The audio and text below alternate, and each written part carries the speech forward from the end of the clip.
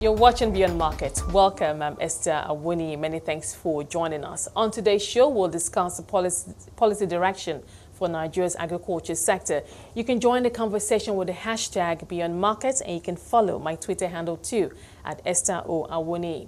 Now, Nigeria's President Muhammadu Buhari was re-elected after the hotly contested February polls. Now, he will lead Nigeria for the next 4 years, and questions about his policy direction for different sectors have been raised. Today, Ayodeji Balogun, Country Direct Manager, Afex Commodities Exchange, and Akin, Laoye, Executive Director, FTN Cocoa Processors, join me to discuss the policy direction for Nigeria's agriculture sector. Thank you so much, gentlemen. It's a pleasure to have you on the show today. Thank you for having me. Now, this incumbent government is going to continue for the next 4 years. Now, as far as policy is concerned, there is already, as we discussed earlier, already a working document for the sector, the Agriculture Promotion Policy, the APP, meant to run from 2016 to 2020. Now, it's meant to improve on the agriculture transformation agenda. So I'm thinking, since we're just a year away from 2020, when it's meant to peak, now perhaps it's a good time to take stock. Akin, let me start with you. Looking across the value chain, looking across the thrust of the policy document to help Nigeria reduce food imports on the one hand, and also to increase foreign exchange earnings from the sector, what is your assessment in terms of the kind of progress we've made so far? Thank you very much. I believe in the area of food crop, the government has done well. We can see that whether theoretical or whatever, we are #1 in rice production in Africa. And we can see also that there are other grains doing well, maize, and so on and so forth. So in that area, I believe we have done well. But I have concerns about the area of the cash crop. I'm talking about the real foreign exchange earning crops. I don't think we are where we should be. I believe government can do a lot at this time to make sure that that area, there's so much focus on it. We have it on paper. For example, after the elections, we had the CBN governor talking about the textile industry and encouraging cotton farmers. But the question is, what are they doing to actually hit the road running? In cocoa, for example, they told us that they're going to diversify. Most of this thing is more on paper as far as we are concerned. So much bottlenecks to be able to attain the goals which government have talked about. Now, let me come to you, Balogun. Let's talk about, I'd like to hear your perspective, but Akin just mentioned policy, some of the bottlenecks within the policy framework. Now, the government did actually admit that, yes, there were actually gaps, especially even within the policy. And let me just quickly read this out to you from this policy document. It said the policy framework was actually part of the underlying challenges in the agriculture sector. It mentioned the high rate of turnover of programs and personnel, which led to the difficulty in applying policy instruments, and which has made them unstable, and the lack of policy accountability. Would you say that this has also been a huge stumbling block, as it were, in helping us achieve some of those policy objectives? So I think we need to look at the policy initiative in the first instance. Okay. And critically, if you look at it, I think the greatest strength that players in the sector will give to the agricultural promotion policy is that it's built on top of what the agricultural transformation agenda did lay as a foundation, which is a very good one that we are trying to change the rhetoric that every 4 years Africa changes strategy around business. So that's the greatest thing I see as a practitioner, and I echo a number of other businesses in the agribusiness space. However, you need to look at the two other things. Number one, was it a very detailed analysis of strategy in itself? Was it a strategy document, or was it a compendium of several policy initiatives that needed to be fixed? Because there's a difference between the two. A strategy document works from what the problem is, a problem statement, into what the solution needs to be, what the implementation structure would, and what the results, and in what time frame will it be. And that document lacked a number of those details. It basically said, we needed to fix this, we needed to fix this, we needed to fix this. They didn't talk about how, they didn't talk about when, they didn't talk about what the results would be. And I think that's one of the biggest gaps. The other thing is the tactical implementation structure.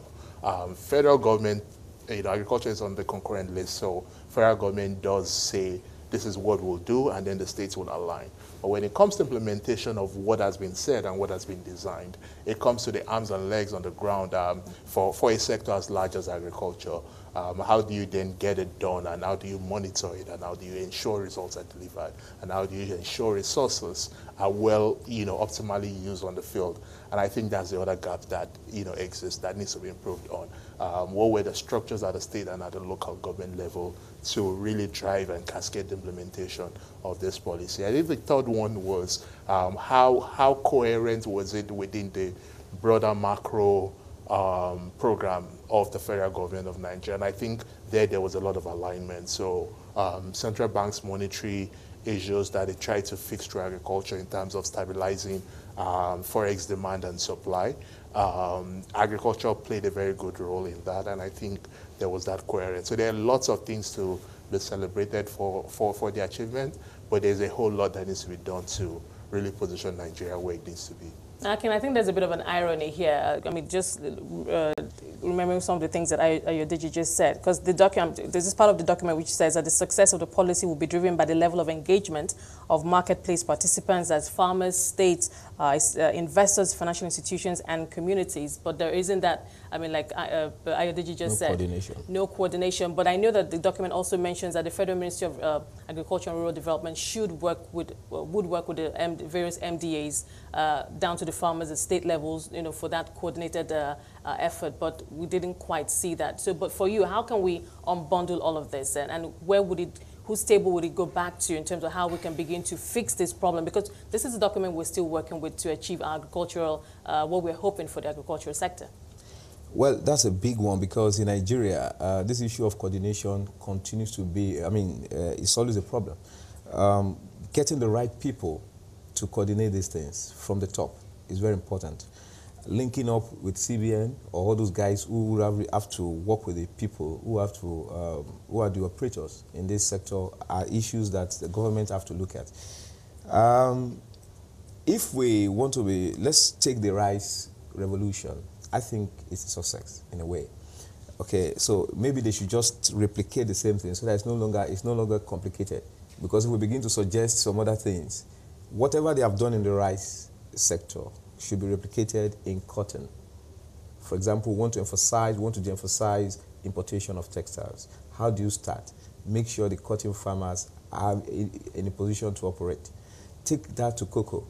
In rice, there's the Anko Borrower scheme, doing great. For other grains, for maize and everything, do same in cotton, do same in cocoa, do same in palm oil. I know those cash crops. If they can do that, then we'll be able to get there. The next thing is to find out what is government real purpose for these policies. You cannot just say, for example, you want to drive your cocoa economy and then leave it to maybe basically producing it and then exporting the raw material. We're talking about value creation from the farms to the production. So what other things can we do? I'll just say, for example, Nigeria can borrow from what Ghana is doing.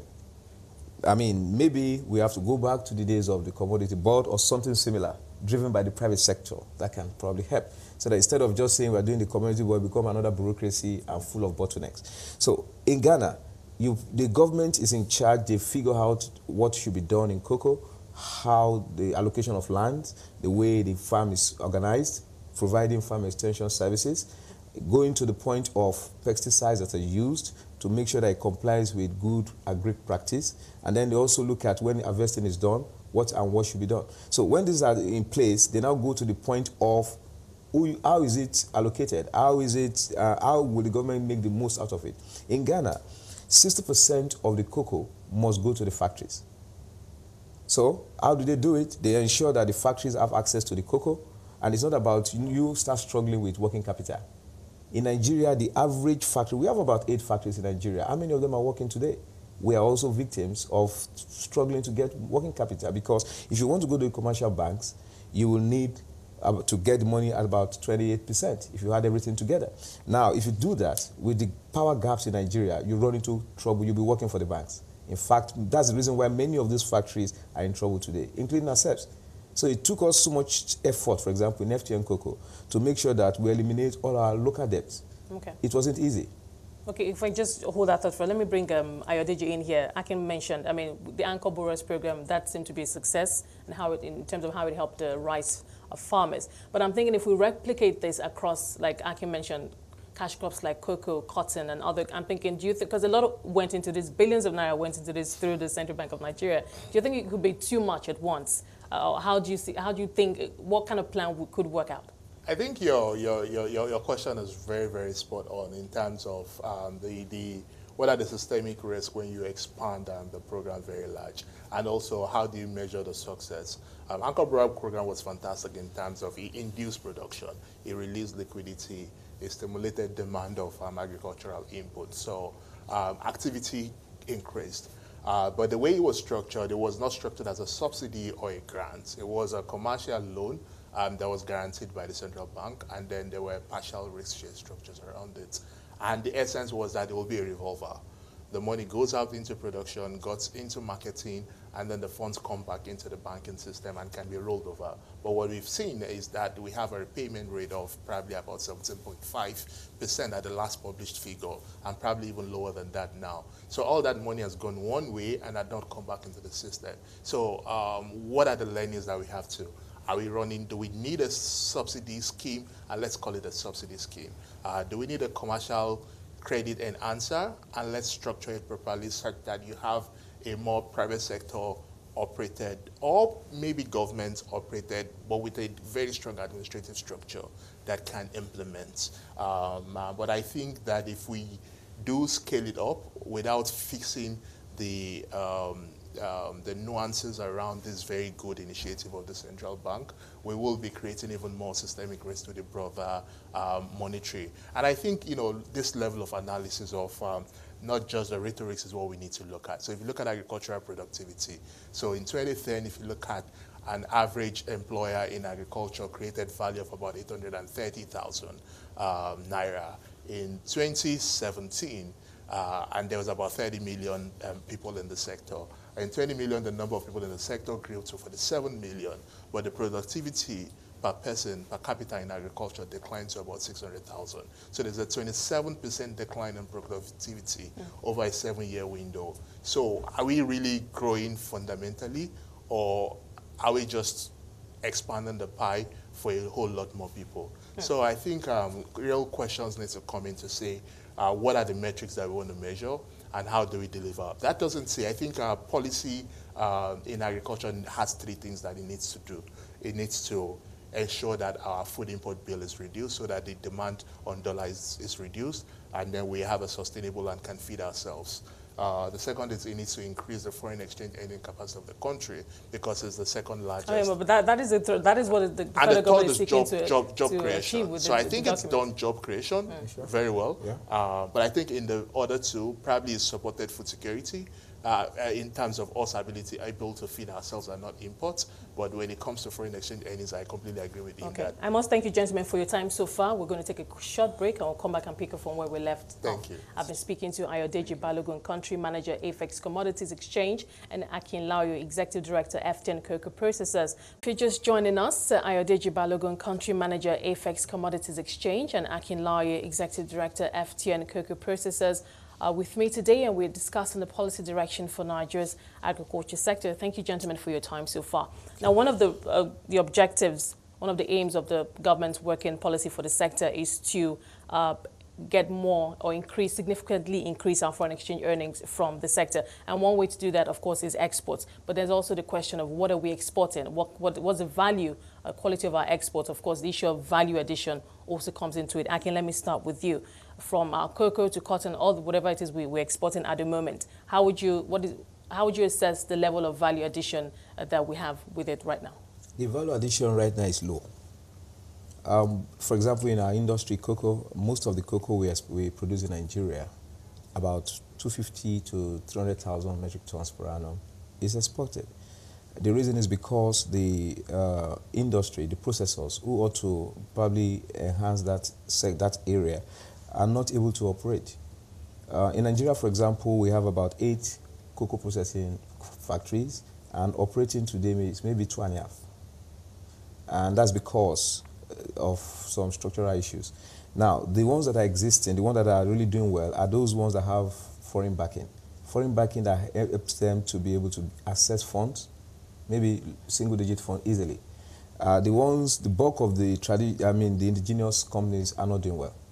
because they cannot even access funds. Already some of them have invested heavily. The business is capital intensive in terms of machines. To put up a 20,000 tons factory in Nigeria, for example, you need about 5 billion. So if you have borrowed 5 billion to put up those machines together and everything, the question is what amount of money you need again for working capital. For such a factory, a 20,000 tons factory, for example, you need another 2.5 billion for working capital. By the time you add this together, you discover that most of these people will have problems. You know, ab initio. Again, we now have to talk about other things you need to do to be able to get these factories working. You need power. A 20,000 tons factory is about 3 megawatts. Most of these factories generate their own power. We are not in power industry, for example. So those are some of the reasons why the EEG will have been very great. But the EEG is not well managed. These people are not getting the money at the right time. So most of these factories are suffering from huge debt burden and interest payments. So that's the reason why the industry is the way it is today. So people find it convenient begin to talk about export. value. I mean, value addition, adding value is just it's a bit of a stretch. Yes. Ayodeji, let me bring you in. I mean, I know there's some countries. I mean, in terms of value addition, there's a certain percentage that they have to achieve before these crops are allowed to be exported. Talk to us about maybe from a policy point of view, how we can change policy or how policy can help to effect that change. It is fundamentally a competitiveness issue. Okay. I think structurally manufacturing is deficient, and the two biggest, like you mentioned, is cost of capital and then cost of energy. And so there's two systemic issues. It puts you 40% less competitive than anybody else operating anywhere in the world.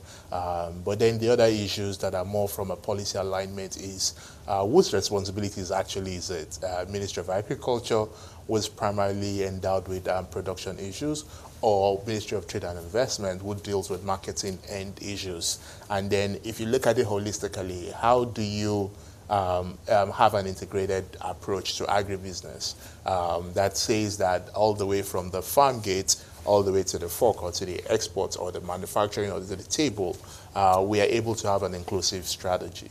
And until we identify some of these soft structural issues, it'll be very difficult to have value addition, both for export, but even to be able to ensure that our large industries, the food and beverage sector, for instance, can buy and source raw materials locally for their use rather than just import the same products. Okay, Akin, before we even talk, okay, let's take a few steps backwards. Standards for those commodities that go out, whether or not, whatever level of value addition that has been added to them. Standards, I mean, the checking process, the sorting process, ensuring that we meet internationally accepted standards. We've had several incidences of, many of our crops, commodities returned back to the country, some even, temporarily banned from, going out to certain regions of the world because we do not adhere to those internationally acceptable standards. What can you tell us about that? Yeah, that's where the Ministry of Agri now comes in. There should be standards in everything. In Nigeria today, for example, in cocoa, I don't see much of standard.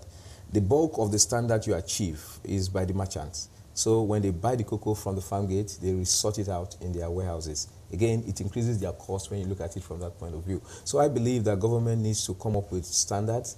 If government cannot run it themselves, I believe there are some agencies, private sector-driven agencies that can help. Yeah. In fact, that's the mind I have about the Afex Commodities. Okay. If government, they can work in synergy with government to make sure that from the farm, the practices, the way the cocoa is produced, the way it is processed, from the raw, the primary processing, then to the factory itself, that can help us. Even we in the factories, local people producing locally, we have challenges with what comes to us. A lot of times there's so much extraneous items in the bags. A lot of times, because of, again, the standard issue, the so-called produce papers that we get before the cocoa gets to us, they're just things that people work under the table. Is there a particular body that's just like we have this SON, we have an after the commodities, the produce body is under the trade and investment. But the quality issue starts from agriculture. It should be in agriculture. It should be in agriculture. Because so this is not even clearly defined. So if there are infractions, we wouldn't know who to do. Who do you hold responsible? The guys that do the grading and standards, the Department of Weights and Measure, the Departments of Commodities are under trade and investment.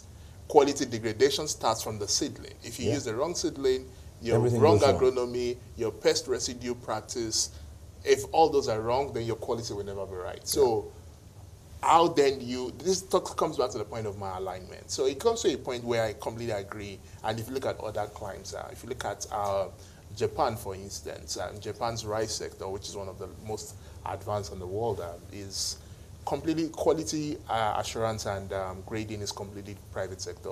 It creates jobs. You're certified as a grader. You go to the field. You certify each field. You certify each produce. And then when those produce are certified, it gets traded. And you hand from, every farmer knows what the cost of grading is. Very similar practice in markets like India, where some of this implementation of this have been devolved to the private sector. And if you look at what we did at Afex, because as a commodities exchange, you trade on trust, and you provide a counterparty between the buyer and seller. So quality disputes you have to manage and ensure that if I buy electronically from my office in Apapa, grade B maize or grade 1 cocoa, it has to be when I'm delivering in 3 months' time.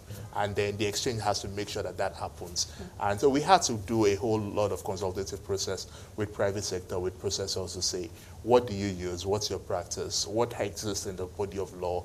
What does the country have or doesn't have? And how do we have an harmonized set of rules that are acceptable? And that was how we started the market 5 years ago, and we've built it. Now, what we've gone one step ahead to start engaging the Standard Organization of Nigeria. And we did the first on paddy rice, actually, and we did work with them and Ministry of Agriculture, Agribusiness and Marketing Department of the Ministry of Agriculture.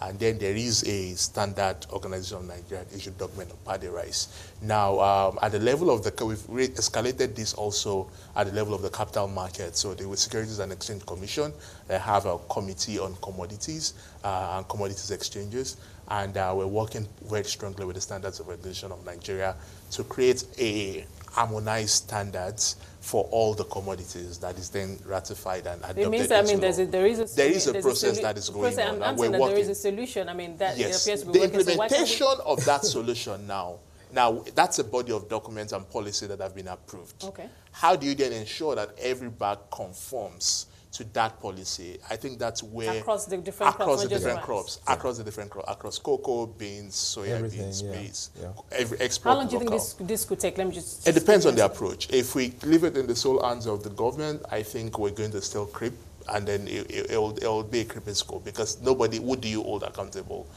Ministry of Trade and Investment, Ministry of Agriculture, Nigerian Export Promotion Council. It's a long array. Akin, can you come in at this point and push? Because I know that this is obviously a multi-stakeholder approach. Can you come in and push? We can push. From our point of view, I've seen that government cannot do this job. It's best to put it in the hands of private sectors. So government must have the will to be able to do that. A lot of times you see there's some politics between the ministry and the operators. It would appear that sorry to interrupt you, because you said the government must have the will. Yes. I thought, isn't that the problem? What if the government delays in that aspect and doesn't do that? Means you continue to wait. It is difficult for us to be able to do anything because we don't have what it takes to do it. For example, today, the Ministry of Agri will tell us, the produce guys will come to harass us. These guys will come for harassment, asking for grading documents, whereas they have not done any job. So you expect that any cocoa coming to your factory that has graded documents should be okay. But that cocoa will give you problems when it comes to your factory because they have not done anything. It's just about corruption. Some of these guys sell the papers, the graded papers. They can do it in their room without doing any inspection, and then they will take it around. The inspectors are on the road, and then they will bring it to the factory. If you make a mistake and put it into your machine, you will lose that machine. That is a fundamental problem. But if the private sector if it is driven by the private sector and they do their checks, and the private sector cannot be compromised, we believe that we should put it in the hands of the private sector. We have tried the government thing for a long time now. It's not working. So let's try the private sector thing. And I believe that the private sector, once they get the proper training, they'll be able to do all those things. Ayodeji, come in here. Private sector, very key. Unlocking, getting the interest of the private sector and, of course, participation. What can we expect going forward? You've talked about this policy document, and if it goes through, a good thing for the sector. But what are your hopes? Do you think that this is something that can be a game changer for the sector? It will be a game changer, and it will even be a lot more faster to achieve results and more visible and bigger results if we're able to, if this administration over the next 4 years would focus on active engagement and active role share. Okay. They sit back and play the regulatory role, and then play the carrot and stick role for everybody, for the entire market, give the right incentives, but also punish wrong behaviors. And then the private sector will orchestrate and will bring in that pragmatic culture of execution and deploy the right capital. And if we have quality standards well taken care of, funding and liquidity will come in. I mean, it's a global market, and money chases the right level of risk with the right level of return. Okay. So reduce the risk with good quality practices, then the returns and the finances will come. Okay, we'll leave it there today. Thank you so much for being on the program today. We appreciate your time. Thank you. And of course, your insights into the sector. I've been speaking to Ayodeji Balogun, Country Manager, Afex Commodities Exchange, and Akin, Laoye, Executive Director, FTN Cocoa Processors. We've been talking about the policy direction for Nigeria's agriculture sector. With that said, on Beyond Marks, thank you so much for being a part of it. Remember, you can watch the show at 5 p.m. West African time daily and have access to all previous episodes of the show on our website. That's cnbcafrica.com. You can also stay engaged with the hashtag Beyond Markets, and you can follow my Twitter handle too at Esther or Awoniyi. From myself and the team, it's bye for now.